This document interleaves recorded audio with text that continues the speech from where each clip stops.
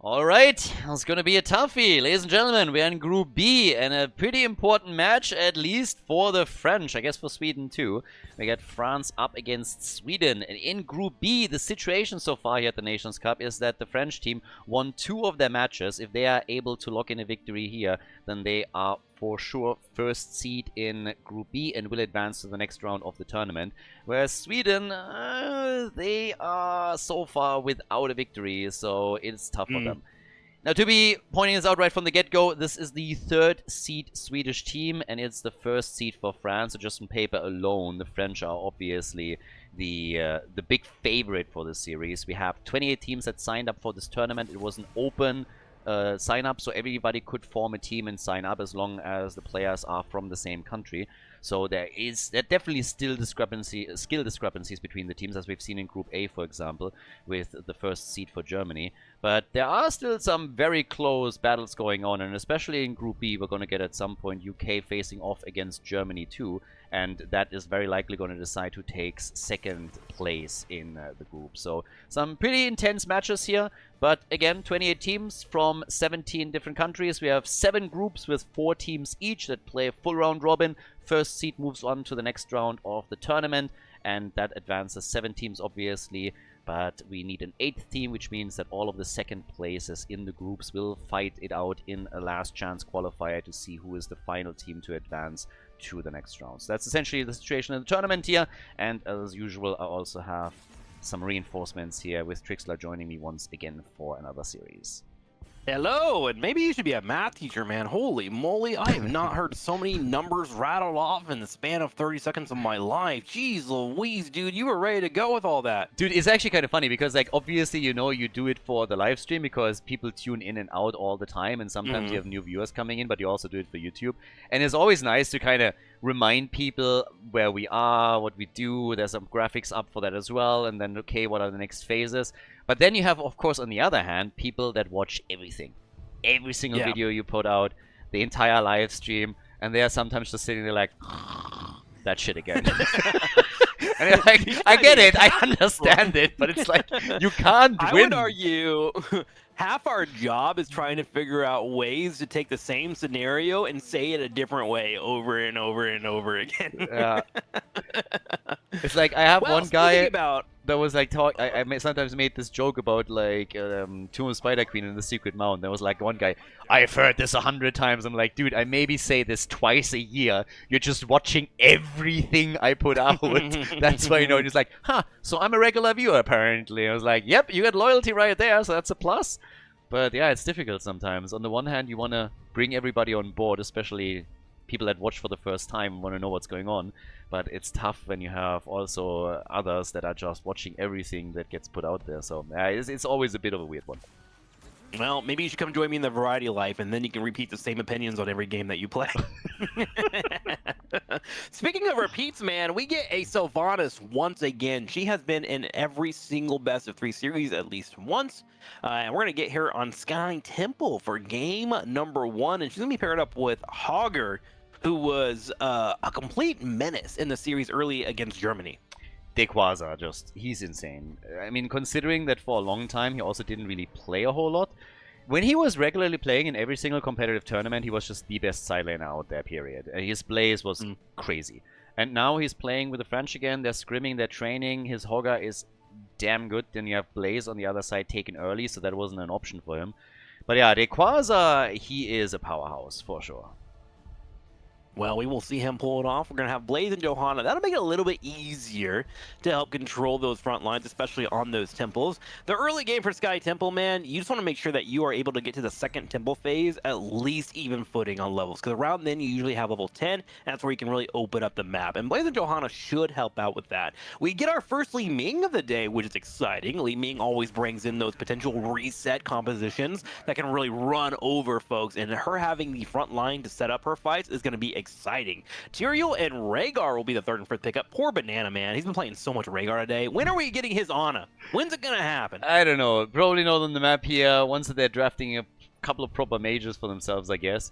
But for Sweden, they are in for a tough ride, and they know it too. They struggled in the group, and they are... I mean, they had some great plays, but it's just like the end results weren't there. Now they come in with Brightwing and with Genji as their final 2 picks.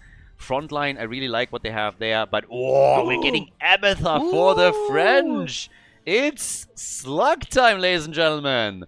It's been a while since we saw good old Abby, so hail to the king over here, I like it. And that brings us to Sky Temple, map number 1 between France and Sweden here in Group B of the Nations Cup. I love Abathur!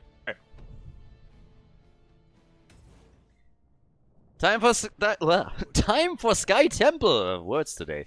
Over on the left, we got in blue the French with Dequaza on Hogger, GWO on Sylvanas.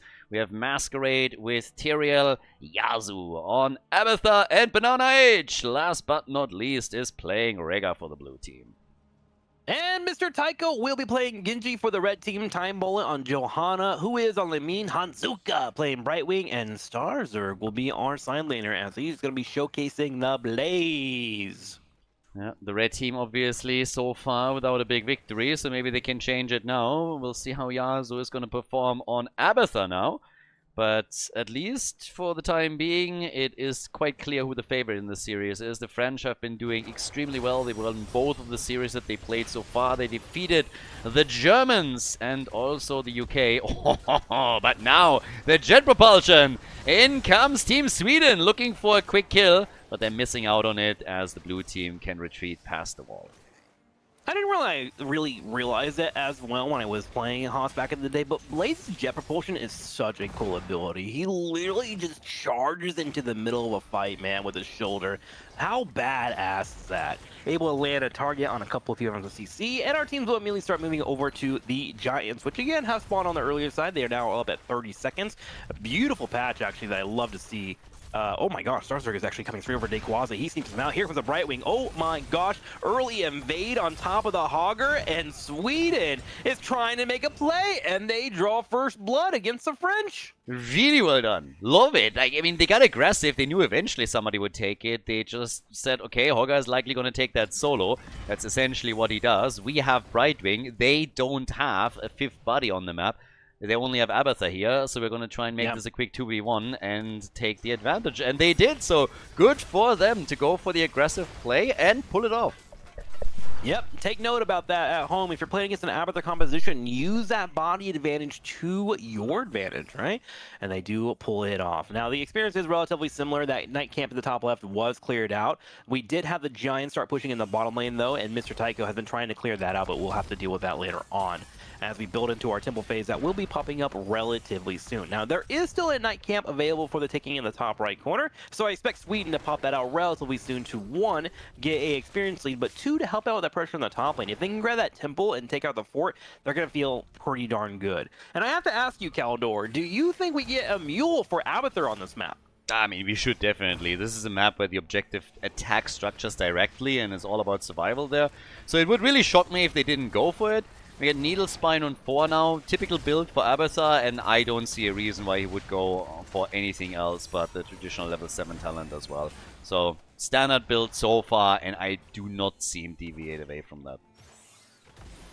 Okay, Night Camp being grabbed. Usually you want to try and get this popped out around the 15-second mark. That way you have it pushing in the wave, and you can force your opponents to either defend it, or if they leave it alone, it will walk in towards that Night Camp. And you want to try and beat that mule timing, right? You want to get that fort taken down before they're able to pop it down and heal it up.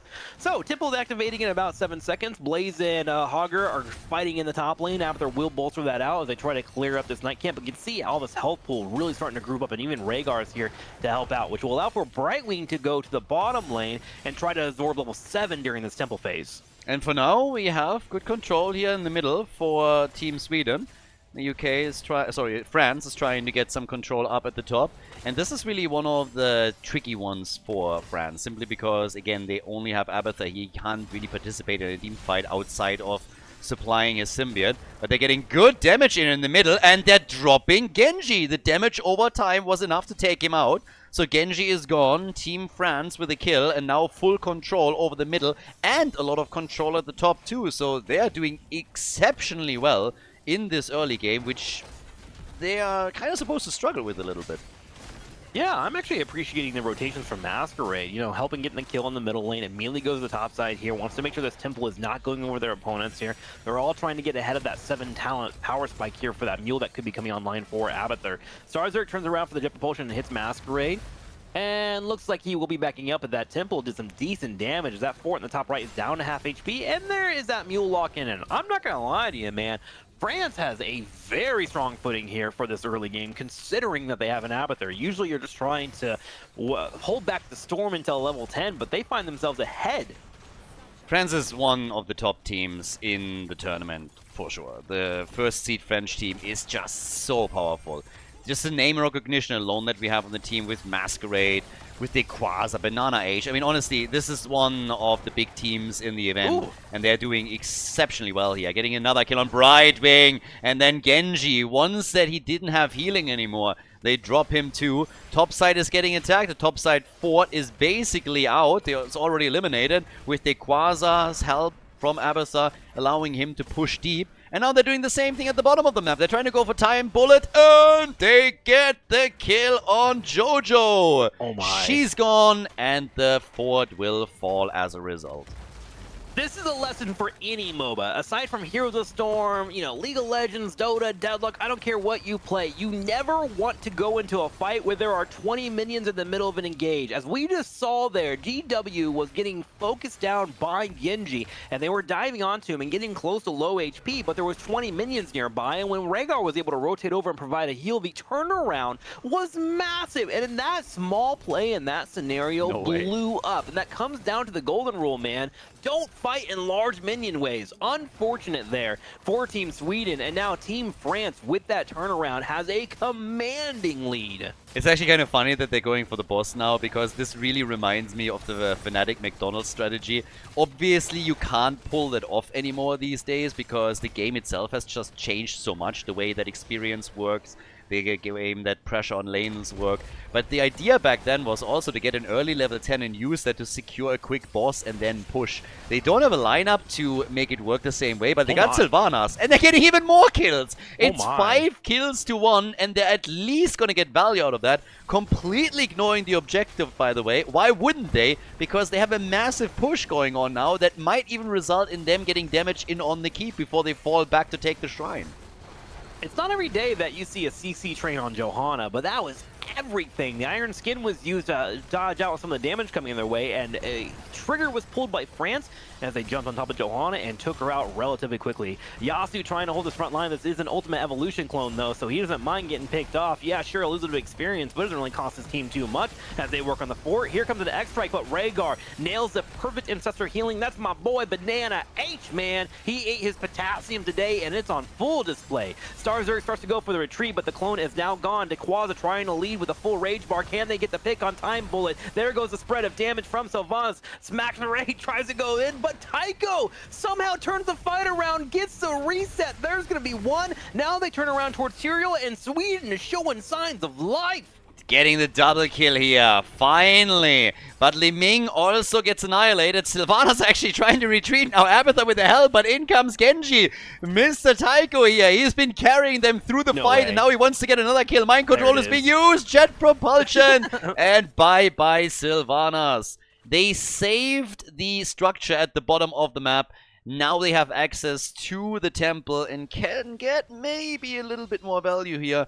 But yeah, big plays that we're currently getting from the two teams. But, I mean, even with this now claimed, with the shots fired against Team France, they've done so much damage. 2 forts destroyed, they keep at the bottom of the map suffering. And the problem is simply, Team Sweden doesn't have a mule. Abathur does, so for the French. So they can, if something gets damaged here, they can always repair it. Yeah, it's almost like this temple was a bit of a bait, actually, because they did wipe the entire team, but even if they got the entire progress bar on that temple, it's not going to kill off that fort. The mule would just kind of offset it. And it's why it's so important to have a commanding lead when you are playing an Abathur composition, because it becomes that much harder for the opposing team to fight this uphill battle. And now the temple being taken away, you are completely correct. There is no way to heal these structures like Abathur is doing, and they are slowly shelling away on the middle of the map. They're grabbing these giants already as well, keeping up the minion wave pressure. Masquerade charging forward on the fort. And now at this point, they can just pick and choose, man. If we see nobody near the area, we'll just take what's given to us. And they get a fort in the middle with Sylvanas and Tyrael. You have Hogger finishing off the shots. And this is actually kind of clever by them, by the way. They didn't finish the temple. They took the fort in the middle, grabbed the temple on the bottom, and with the shots, they were able to get this keep down to low HP by putting all those shots on the bottom keep. Heads up play by France, and this is why they're #1.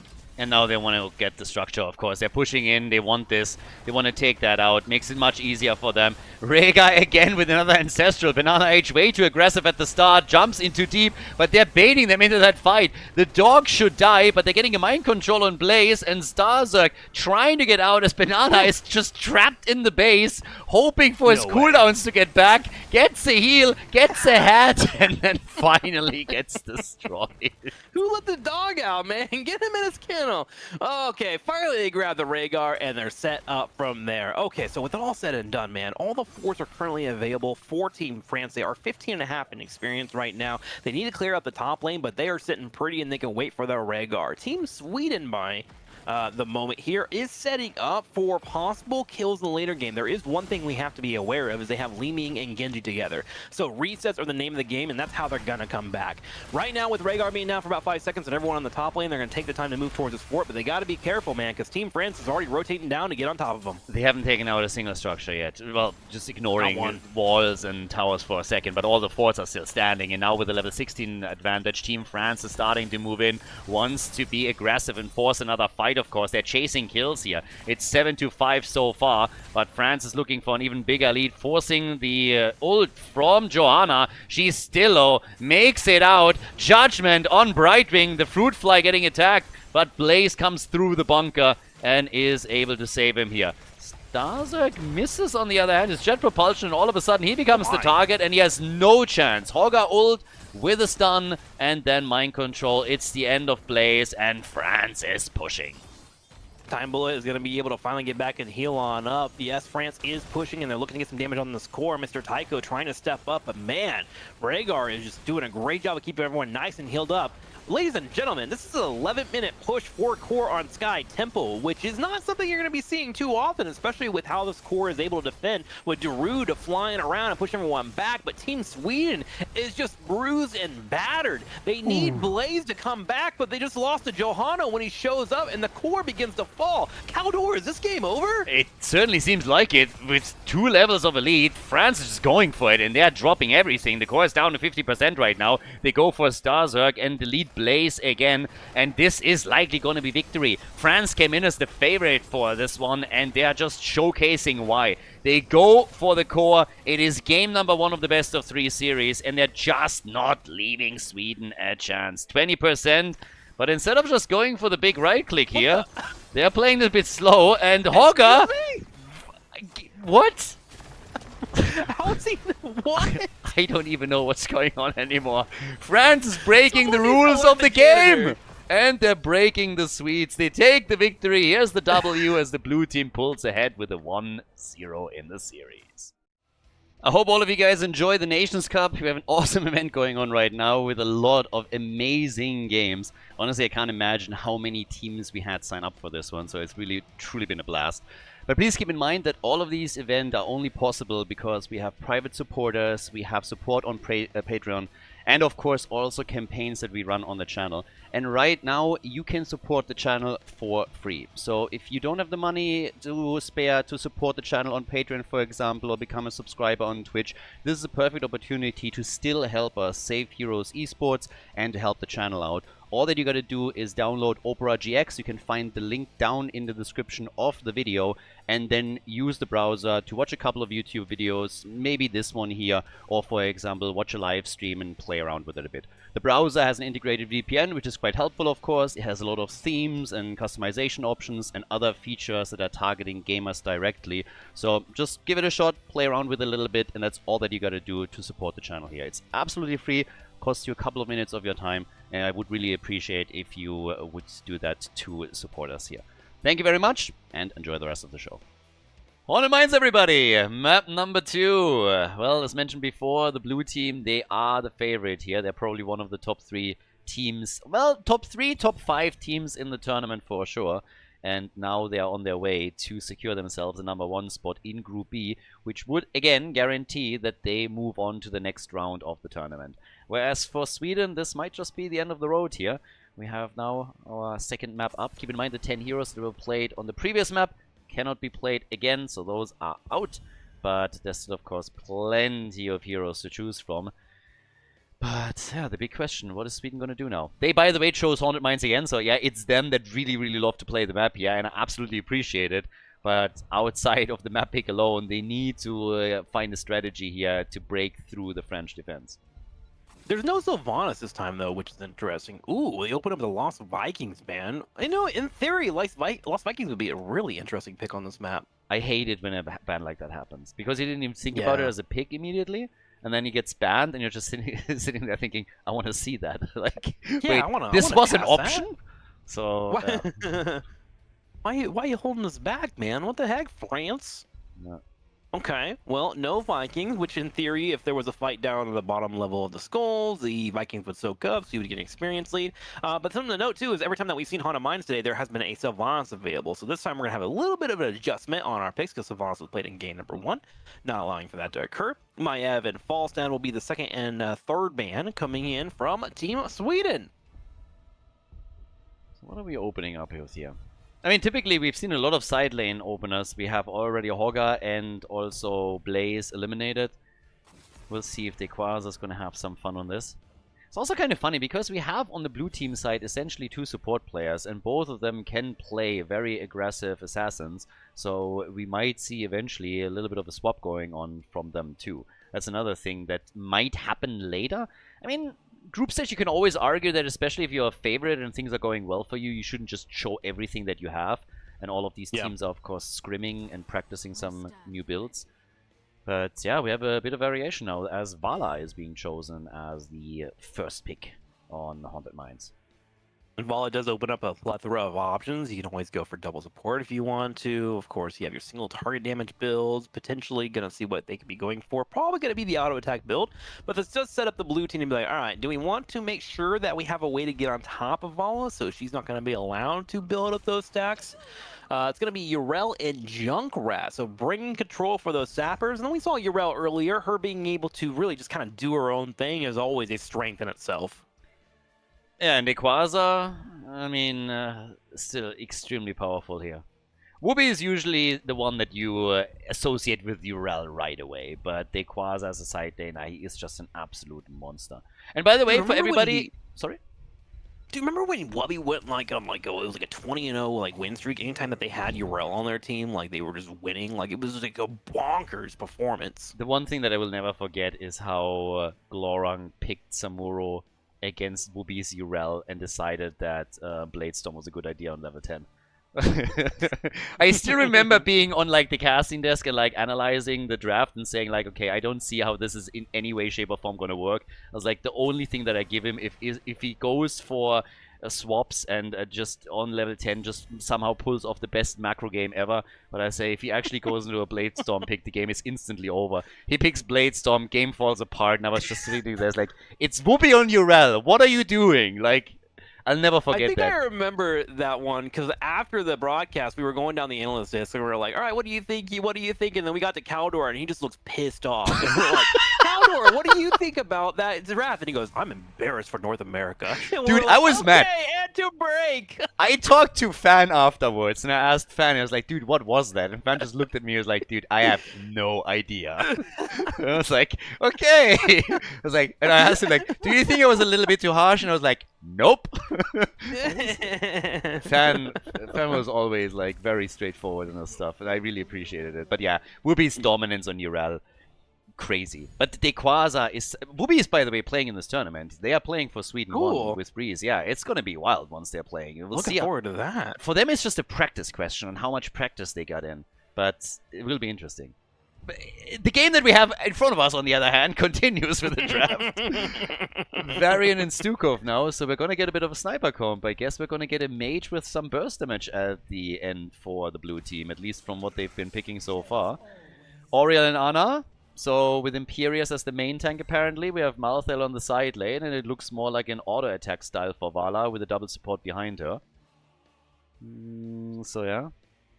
Let's see what Hey, the... solid comp so far for Team of Sweden, but yeah, I'm looking for that mage right now that could be coming in.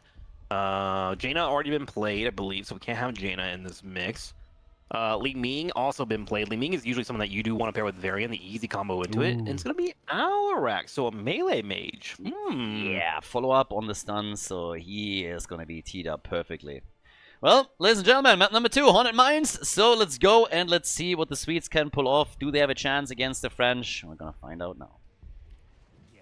Game on! The French in blue, ladies and gentlemen. 1-0 in the best of 3. Can they make it a 2-0?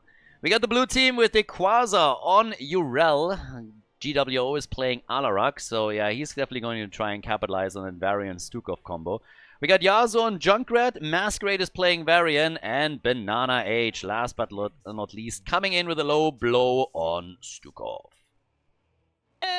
And for the red team, the Sweden team, potentially on their last life here, having a rough couple of games, but definitely trying their heart out. Mr. Taiko on Valo, Hanzuka on Ana, Time Bullet on Imperius, who is on Ariel, and Starzerg with the Malthael. They played Malthael on this map before. They really have a preferred style. They like to play the map, they have their style on this one, but they are going up against very tough opponents. As we said before, it is just a general thing in big tournaments where you have open signups that in the first round, no matter if it is a tournament bracket or a group stage, you will have big skill discrepancies between teams fairly often. And that leads to a quick kill at the top lane for Team France, for example, as they're locking in a first blood against Malthael. Starzerg is not going to be too happy about that. But yeah, I mean, again, the French, they are the big favorite in this group, and they're just showing why. Yeah, they come in with another combo, and it's almost looking like easy fit, which is typically not a thing you're going to say a lot in Heroes of the Storm. Damage isn't as the highest thing in the world when it comes out compared to most MOBAs, but the teamwork right now for Team France is just on another level. 3 people being picked off here in the early game. It's going to be a free sapper pickup on the bottom side, and they're looking for another one at the top. Yeah, again, the Swedish team is actually not bad. These guys have pulled off some crazy plays, and a lot of them play in the amateur scene and are doing fairly well here. But there is definitely a big skill gap, and this is oftentimes the difference. It's quite easy when you're looking at a lot of those matches to not really pick up on that immediately, but it's just the margin of error is so small when you're going up against the top team. They will exploit every single misstep you make and punish you heavily, and that's going to snowball games quickly. Vala dying, for example, down here is already removing some of her attack speed bonus that she gets through her level 1 talent, so that is taking the sting away a little bit, and we're only 2 minutes in. And the French team is going to try and just ink out these advantages over and over again and build on them. And think about it too, this even goes to a further level as well. When you're used to being able to sit in the top lane and soak it for free because you don't have a rotation coming down like we keep seeing here from Starzerg, you're not expecting a 3 to 4 man rotation to just suddenly show up and pick you off so quickly, you know? The speed of the game can be 10% better for the opposing team, but if you're not used to that 10%, suddenly you just start to find yourself in a scenario where you are drowning against the kills that are coming your way, and that's kind of what's happening right now to Team Sweden. Now, the good news is they're going to be at level 4 here. The experience lead isn't too astronomical, but it is starting to become a problem that they're going to have to stop that bleeding relatively soon. Yeah, they gotta find some way for it. We also have an option, by the way, for later on in the game to not even see Last Rites for Malthael, but maybe a Tormented Souls that gets boosted by Ana, so that's another option that they could play here for extra damage in big team fights, especially on bosses or camps. They're trying to get a hit in on Masquerade, but keep in mind, Taunt is now ready, and there's the follow-up instantly on Vala. She's dead for the second time. That's 10% of her attack speed bonus gone. Time Bullet at least able to escape here, but they're really struggling, and Starzerg might very well become the next victim, especially since Taunt is ready. There it is. Gets used. Malthael murdered. They go for Imperius. Desperately trying to get a counter kill on Alarak to at least get a sadism reset, but that's not working out either. So yeah, they are just crushing it. Killing Oriel here too. And Alarak, he just didn't care. He was sitting there saying like, you're gonna keep me alive, right? And Ben H is like, yup, of course, not a problem. So yeah, he went full onto the wall, into tower range, and made it. He made it. little bit on the painful side. That is for sure. And this is a situation where you've had a rough day in Heroes of the Storm. Mentally, you got to be strong to be a competitive team here. So I'm really hoping that's happening for Sweden number 3, where like, hey, someone's taking over the comms like, hey guys, it's rough right now, but you know, this is our last potential tournament game. If we lose this one, you know, we're going to be rough on this group stage. So let's try and make sure that we're able to pull together and get it together. 7 is about to occur for the blue team, and instead of trying to go down and contest these golem skulls, we're going to see the red team instead go for the sappers, which will give them a little bit of experience and potentially some damage on the 4. And poor Starzerg, dude, he gets completely ganked as he is going to be dealing with 3 people jumping out of the tunnels and picking him off quickly. Yeah, Team France is currently going through their opponents like hot butter through cheese over here, turning this into a farming simulator. 9 kills to 0. Hey, you know what? It actually is on an apron. We have our merch shop, and you haven't checked out it yet? Where can I get one? Check out the link in the description. Best merch in the house. Okay, I might have to grab one of those. Another possible gank coming up here on the top side. It's going to be a taunt into a potential engage on the back line. Their goal is going to be trying to look down for the Ana. Here comes the silence from Stukov. Junkrat getting some damage here on the left. It looked like there was going to be a potential interrupt with the Impale from Imperius, but he was unable to find it. And luckily, they actually only lost 1 person. I thought it would be a little bit more, but Dayquaza does finish up the golem on the bottom side. And ladies and gentlemen, this is going to be a 100-0 golem in the early game at 5 minutes. The first one isn't really that big of a deal usually, because again, it hasn't really scaled all that hard yet, but if you have 100-0, it essentially means you can ignore your defense completely, and you can just push with the entire team. They're already ahead by 1 level, and yeah, this is gonna get nasty. The only thing that they could have maybe done is leave, this was actually a strategy back in the days that it was used a lot, leave 1 skull at the bottom of the mines, wait for level 10, and then pick it up. So there you have an even more aggressive push. But they're just going in for more kills. Vala gets barely saved. Dayquaza also still alive. Yeah, and the team, they are just going for it. Okay, so they do survive. Solid for them. 10 is right around the corner for our blue team. Taunt comes out. Full telekinesis onto Time Bullet. He turns around looking to get those auto attacks off and keep up the healing. Starzerg jumps in and does get off a decent amount of damage, actually. Trying to survive, but the Ariel was just a bit late on the healing. The cooldown was a bit too much. Combo into a golem, and that's going to be a double stack as 2 more go down. And man, it's getting brutal. Do we have ratings for this game? Is this rated R? Because this is some aggressive violence. Yeah, that was not legal in a lot of states. Boy, oh boy, what a play. Straight into the stun, and they just murdered them. Cool adjustment, by the way, talking about this here, also from Urel. I really like this. We've seen the occasional Sacred Ground play now, and it can be super sexy to have that. It's not happening that much. It's not a common pick, but it is happening a little bit more often, and depending on the map and how things are going, you can make some really sweet plays with it. So, yeah, for Dayquaza, a good move, but boy, that really hurt. That fort gone, 13 kills to 0. 2.5 level lead, essentially. France is crushing it. And they're looking for more here. Ana actually able to sniff out Dayquaza, who was stuck in. He didn't even move after one. He just mounts up and stays in that bush. That's how much of a commanding lead they have right now. Now with the sappers on the top side, they're going to make a play for this 4. And Starzerg, he wants to move forward and start grabbing this wave on the bottom side, but he's been ganked so many times, he's just forced to play passively until he knows where all 5 members are for the opposing team. There we go. Now he's starting to see 4 in the top lane, so he's going to start soaking up and working, grabbing that experience as he desperately tries to get towards level 10. This is, by the way, textbook variant Stukov. This is how you're supposed to play this. We've seen so many times that this combo was used and it just didn't really do anything. But this is how you do that. You roam the map, you look for targets, and you work your kills in. You have to do that if you want to be successful with it. And they have 13 kills now. The entire composition is designed around CC and doing exactly this. Isolate a target, move in, get a very quick kill, and then either go for the next target or move back out, and they're playing this perfectly. So for everybody that is sitting out there and is trying as a team to improve too, you can really look at how the French are playing this right now, how they're sitting at the side, still soaking the lanes, but how they're moving with the core team from lane to lane, target to target, how they're attempting to also anticipate where is my opponent right now, what are they doing. They did it specifically in the first mine phase, where they were going from one mine entrance to the next, always trying to check, hey, where are they? How can we get another quick kill? While just one or two of the team were still focusing on the objective. Well, at this moment, I think I would like to say that mental health is a very important thing, and if you're getting ganked over and over, man, it's okay to go to your friends. You are loved. Let's see if Starzer can turn this around, because it's been a rough early game for him. A full engage in the back line. Banana H going low on HP. Strafe comes out, but Banana H is able to survive. They dump everything in trying to get him, but Starzer is trying to find his own pick. Finally gets one. There goes another silence around the corner. Time Bullet comes up, looking for Varian here, who is low on HP, and Swedes are finally getting a kill or two. But during all of this, Junkrat has been on the bottom side of the map working on grabbing some golems already, and still the red team, despite getting a couple of kills, has not made a way over to grab a single golem yet. Yes, no skulls at all, whereas Yasuo is just now locking enough in to ensure that the team has an advantage no matter what. Now they are starting to chase him down, and Yasuo realizes it quickly enough to leave the mines, but now it's time for Team Sweden to potentially get at least to 49 skulls themselves.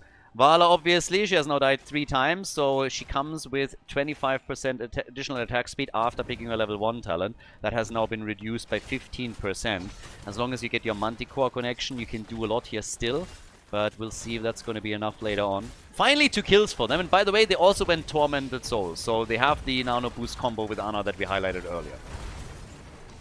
Time Bullet gets caught out and pushed on the left side. He was just trying to zone out, but the aggression was just a bit too much from France, and GW moves in and goes for a combination on the far right. Ana has now been picked up. Starzer tries to come in with the Tormented Souls that you were talking about and tries to find a kill, but a silence is just a bit too much, and 3 have been wiped. Looking like it might be a 4th. Gonna even have a little bit of stamp on the field here to try and celebrate. Survive, but sadly could not get out. 68 golems to 32 as these skulls have stacked up, and now we're gonna have a large golem pushing in the top lane, and is bolstered out with a couple of giants who are helping push the wave as well. Yeah, this is definitely going to be rough now, because the forts are gone, the keeps are the next thing up on the agenda, and France is trying to go for the group victory here. If they win on this map, they're first place. They move towards the next stage of the tournament. This is their 3rd match, and they have so far not lost a single map. They also basically shut in a lot of fights Vala down quickly, which means she's not even... I mean, she's not even stacking. She died 3 times and isn't even properly stacking, just sitting at 39 right now. Not a single reward for her, whereas Alarak is already back up to 130 sadism, so he's bringing the pain. 32,000 damage for him. Aegis already used early, but they still get the isolation, and Urel, she dies first. How about the play against Malthel, though? Stukov dies too. Vala, just as I talked about her, is all of a sudden ripping them apart. Got the nano boost, by the way, and is getting a triple kill. Okay, able to get a couple cleanups, and with Urel going down, that means it's time for a goat bat. Goats are actually smart enough and can identify their name and will respond to it being called, similar to a dog. Interesting plays there coming in from the red team. They're able to start working on this golem. Can they save this keep? It looks like they're going to be able to do so. And now they're kind of in the game. And I say kind of because it is 20 kills to 5. Yeah, 20 kills to 5, 2 level gap, 16 coming up in a moment. But the nano boosted Vala went strong on the last one. I gotta say, that was a nice change of pace. Now Alarak sitting at 150 sadism. That kind of hurts a little bit. That would be a good number. Yeah. And we're seeing that damage. Oh, he jumps on top of the Ana, bursts him down, but he might actually get reset here. Yeah. GW trying to stay alive. Here comes the tire. No way. Oh, no way! Starzer comes in, though. He wants to finish the job. Will he have the firepower to do it? Nope. Banana H is able to provide just enough heals. Here comes Imperius trying to land the combo. That's Can absurd. they pop him? That is just absurd. That he survives and they get the kills is ridiculous.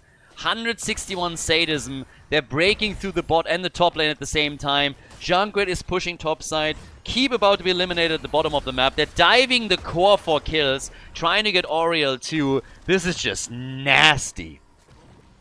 That it is. And they're actually sitting behind the keeplet, and the Giants clean it up. Team France knows that they're in a commanding lead right now. There is only a core standing. Tycho and crew do start to group up. They may have a chance for one last team fight. Hanzuka being chased down by Dakwaka. There goes the attempt to They pick quack him off. off, but they quazza. Circle of Happiness goes down for Urel. She tries to hold down the corner. Starzer jumps the back line. Quazza low on HP. Do we get a goat fat? It looks like we're not going to get a goat fact here as they're starting to escape. Tycho comes in for an attack. There's the taunt. There's the shadow charge. There's the telekinesis. And it's looking like this is going to be a full-on wipe of the entire team. 1, 2, 3, 4, Nice. 5-man team wipe Khaldor. And now the core is the only thing left standing, and it begins to fall. 50 down to 40, down to 30. And ladies and gentlemen, France is going to be able to get the win with a 2-0. Nicely done. They take first place in Group B of the Nations Cup. GG.